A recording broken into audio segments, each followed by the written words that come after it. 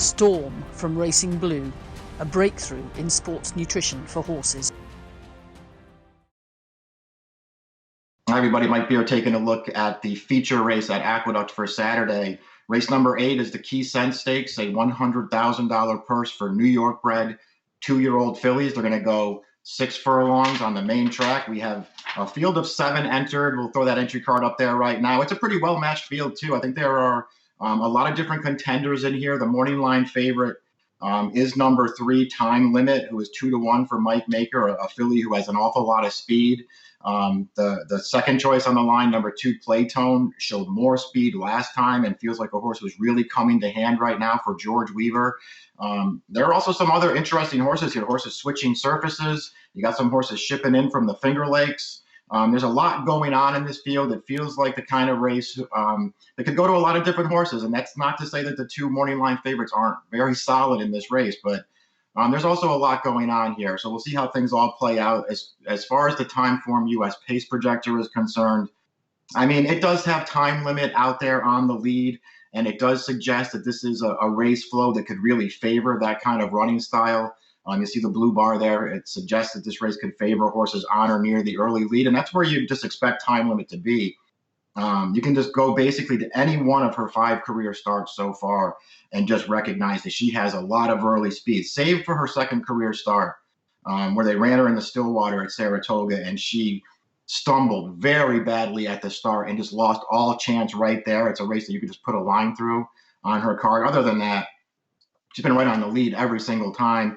Broke her maiden first time out, wire to wire. Ran a really good second in the Seeking the Ante in her 3rd career start. Cut the pace in there. Was taken on by the favorite Fierce Lady in the stretch and dueled her all the way to the finish. I thought she finished a good second there with a 74 buyer. Her race after that in the Joseph A. Gimma, not quite as good. She was on the lead again. That was going 7 furlongs. And at the end of the day, she was just really no match for that field. She got right to the lead in there. I didn't really see a big excuse for her that day. It just felt like those horses were too good. So it was a disappointing effort for her. She faded to be beaten 10 lengths in there. And then Maker switched her to the grass last time in the Grade 3 Matron against just some better horses. I realized that it's sort of a bounce-back effort for her. She did run better, earned an 80 buyer speed figure, and got herself a graded stakes placing, so there's nothing wrong with any of that. But she also just got absolutely loose on the lead in there. The pace was not fast. To me, she had all the best of it and was still no match. Not that you necessarily expect her to win that race, but I just don't know that she ran as well as maybe it looks like she did on paper. Obviously, coming back to the main track with her speed and facing New York breds, it gives her some advantages in here. And in some ways, she really is the horse to beat in here. I didn't know that she was necessarily a horse that had to win this race, though. She's also probably going to, we'll see how the pace projector, if it's right or not. She figures to take at least some pressure in this race, I think, because Playtone has some speed, as does the horse on the rail, all over the map. All over the map is a little slow, obviously, on the way into this race. Did not run well in her career debut after trouble at the start at Indiana. And she didn't run that well in her second career start either when they shipped her up here to New York and she caught a sloppy track. Last time, though, she did run pretty well. They dropped her in for maiden 50. I realized she only got a 56 buyer for the race, but she ran pretty well in there. She showed much improved speed that day. She was in charge of that race around the turn, and she never gave that field a chance. She has to improve a lot to beat this field, but I'm not so sure she can't do it. She goes for a very good trainer. Irad Ortiz is taking the mountain here. I think she's going to show speed from the rail.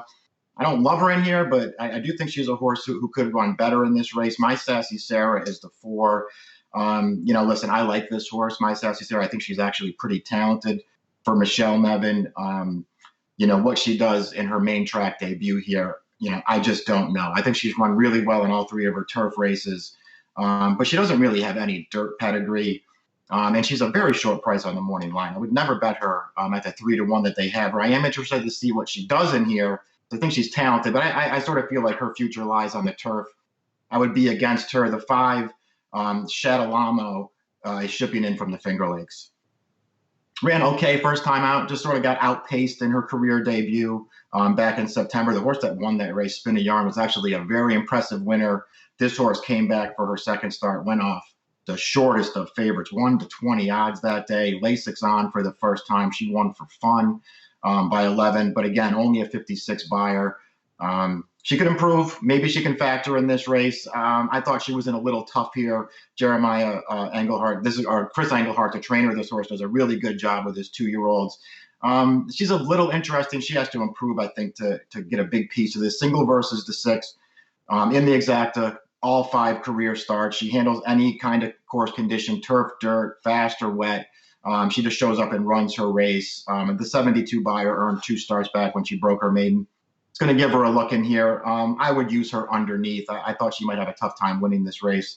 And just to touch on the 7, Big Q, who goes out for Gary Go. She got a nice post, and she's going to be running at the end of this race. We'll see if the pace sets up in her favor. Her career debut was a good performance. She got a contested pace in front of her that day, and she came running late to close it down. It came back a very slow race.